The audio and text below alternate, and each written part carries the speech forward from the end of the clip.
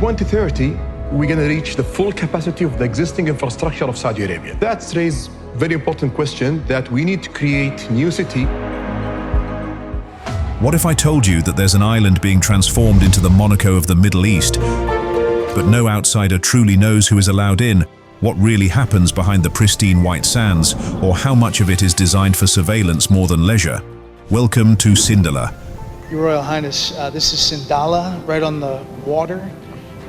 This has to be exciting to see stuff happening. This is one of a lot of islands that we're developing in the Red Sea. So now around 22 islands under construction. That's one of them. A coral-fringed island in the Red Sea, handpicked by Saudi Crown Prince Mohammed bin Salman as a gateway to NEOM, his controversial $500 billion mega-project. Its beaches may shimmer under the sun, but its foundations are coded with secrecy. Journalists have been turned away, drone footage blocked, and guest manifests sealed tighter than military files. The few who've been allowed to speak of robotic security, eco-free villas, and a silence so curated it feels designed. Every grain of sand, every palm tree, every corridor has a purpose, and none of it is accidental. But behind the shimmering visuals and luxury branding lies a growing storm. Geopolitical tension, environmental backlash, and whispers of elite-only enclaves have put Sindalah under global scrutiny. Is this paradise, or power projection disguised as paradise? The billionaire fantasy meets hidden surveillance. In official renderings, Sindalah gleams like a Mediterranean fantasy, yachts docking at futuristic marinas, supermodels lounging under mirrored domes, Michelin star chefs serving royalty. It's marketed as the first entry point into NEOM, the utopian smart city that's meant to redefine civilization. Mohammed bin Salman envisions it as a playground for the ultra-wealthy, rivaling Monaco, Capri, and the Maldives. But here's what they don't tell you. Unlike Dubai or Doha, Sindalah is not designed for openness. Every structure, guest and service is curated. From private biometric check-ins to suites that require diplomatic clearance, this isn't a vacation spot. It's an experiment in elite isolation. To build Sindalah, coral reefs were displaced. Local marine ecosystems were rerouted. Activists have warned of irreversible ecological damage in one of the world's most fragile marine corridors. But the project pushed forward. Why? Because in the realm of ultra-luxury, visibility trumps sustainability. According to insiders, over $20 billion was earmarked just for the first phase of island development. Artificial lagoons, deep-water helipads, subterranean intelligence infrastructure. Some reports even suggest a hidden surveillance network woven through the island to track every guest, ensuring absolute security or total control. Sindalah's design isn't just about impressing with opulence, it's about choreographing exclusivity. The architecture reflects layers of access, inner sanctums for royals, secondary zones for trusted billionaires, and decoy lounges to mislead even the most curious outsiders. No building has windows that allow line of sight into another. Satellite images are routinely updated with misleading renders. The island is not just remote, it's virtually undetectable. According to a senior architect who asked to remain anonymous, the island's neural network of surveillance links into NEOM's larger predictive monitoring systems. Sindalah is a luxury mask on a face of pure algorithmic control, they said. It's not just a destination, it's a data farm for the elite. The unseen guest list and invisible infrastructure. Here's the twist. While Sindalah flaunts a public-facing luxury narrative, the real guest list remains classified. Unlike other global luxury resorts, there are no influencer partnerships, no public booking platforms, and no casual tourist access. Private invite-only vessels arrive at night. Guests include royals, crypto billionaires, arms dealers, and heads of state. One leaked yacht manifest revealed a joint stay between a Russian oligarch under sanctions and a Gulf oil tycoon. Every villa is shielded from satellite view. Every itinerary is erased within 24 hours. This isn't discretion, it's designed invisibility. At its core, Sindalah operates like an encrypted resort. Guests arrive via private jets landing on restricted runways in Tabuk, then are ferried to the island under a veil of darkness. The island's operational model draws from espionage, not hospitality. Thermal masking technology prevents infrared scans. Facial recognition systems are trained to ignore certain VIPs, and the data generated during each visit is stored in off-grid servers rumored to be connected to NEOM's top-level decision-making hub. NEOM was promised as an open-source future, a city of transparency and freedom.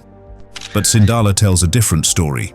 No media access, no drone footage, limited entry for researchers. Contractors reportedly sign lifetime NDAs. A British architect working on Sindalah described it as designing a digital prison that looks like paradise. Meanwhile, official PR hypes sustainability, art and culture, yet on the ground, guards with biometric scanners patrol every corridor. NEOM might be the face of future living. But Sindalah is its velvet-gloved iron fist. The contradiction is striking. Sindalah is hailed as a marvel of progress, yet it's built on secrecy. It sells escapism but delivers surveillance. Even its architecture hides more than it reveals. Facades double as cloaking surfaces, and walls are embedded with acoustic dampeners to prevent eavesdropping. A former cybersecurity advisor claims that the island has the capacity to digitally isolate any individual from the outside world with a single switch. For a select few, Sindalah is paradise. For everyone else, it's a mystery wrapped in luxury and guarded by silence. Strategic prototype or digital mirage?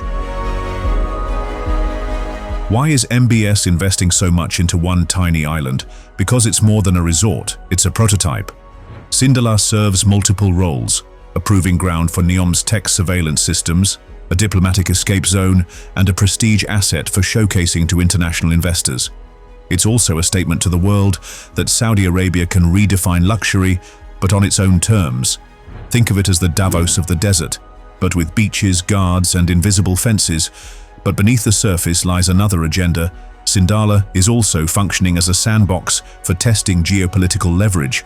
In exclusive circles, the island is whispered about as a meeting place for private negotiations that could shift regional alliances. Intelligence experts have noted a pattern. High-level visits to Sindalah often precede major economic deals or diplomatic shifts involving Saudi Arabia. Leaked testimonies from contractors suggest not everything is running smoothly.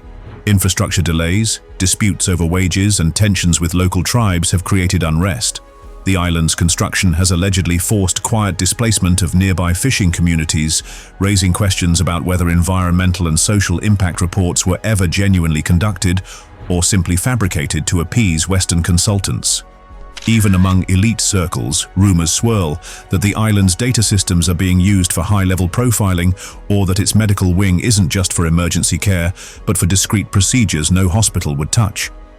One whistleblower claimed the island hosted a week-long biotech summit involving neural interface trials, none of which were publicly disclosed. Architecturally, Sindalah is designed to function like a hybrid between a luxury resort and a diplomatic command center. Underground bunkers, biometric-only wings, and secure quantum communication rooms allegedly exist beneath the public-facing structures. A private fiber optic loop, cut off from the outside world, allows real-time encrypted communication directly to NEOM's headquarters. Some staff members have described Sindalah as the world's most luxurious honey trap, a place where world leaders lower their guard in designer robes, while every move is logged, every whisper stored. Global spotlight. International watchdogs have started raising alarms. From the UN's environmental departments to human rights observers, questions are growing, but silence dominates. Why? Because the guests of Sindalah are often the very people who fund global institutions, and no one wants to lose their invitation to paradise. Corporate press releases keep spinning the sustainability angle. Meanwhile, the island's private airspace remains off-limits, its guest logs encrypted and its economic data untouchable. Environmental reports are sanitized, if published at all. Leaked documents suggest that data on coral damage and marine biodiversity loss has been suppressed. Requests for independent audits are denied or stalled indefinitely. Even satellite data has been manipulated, with AI-generated overlays masking the most sensitive developments. And when journalists probe too deep, invitations disappear, or worse, legal threats appear. Global tech partners that once championed transparency now operate under cloaked agreements. Western construction firms working on Sindalah have embedded clauses forbidding them from even acknowledging their presence there. In boardrooms across Europe and the US, Sindalah is referred to only in code names, never in open memos. There's a growing culture of mutually assured discretion. Political leaders, Fortune 500 executives, and royal families all have vested interests in keeping Sindalah shrouded. It's not just a sanctuary, it's a sanctuary for secrets. To be invited is to be trusted.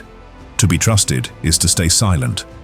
This unspoken pact is what keeps the island functioning like a well-oiled invisible machine. And as more global elites participate in this silent exchange, the harder it becomes for any institution to challenge its existence. And yet, the island keeps evolving. New domes, subsea tunnels, rumors of autonomous drone patrols. It's a prototype, not just for NEOM, but for future sovereign luxury, spaces that are private, patrolled, and politically untouchable. Sindalah's real export may not be tourism, but a model of elite invisibility. Sindalah isn't just an island, it's a fortress of curated perception. Wrapped in luxury but rooted in surveillance, it represents the new face of elite spaces, beautiful, unreachable, and unknowable. As Saudi Arabia races to out-luxury the world, one question remains: will the world ever truly see what's behind the curtain? Or is Sindalah's greatest secret that it was never meant to be seen? Let us know. Would you step onto an island where luxury means never being seen again? One comment will win an exclusive Luxpensive reward. Subscribe now for more windows into the world the elites don't want you to see.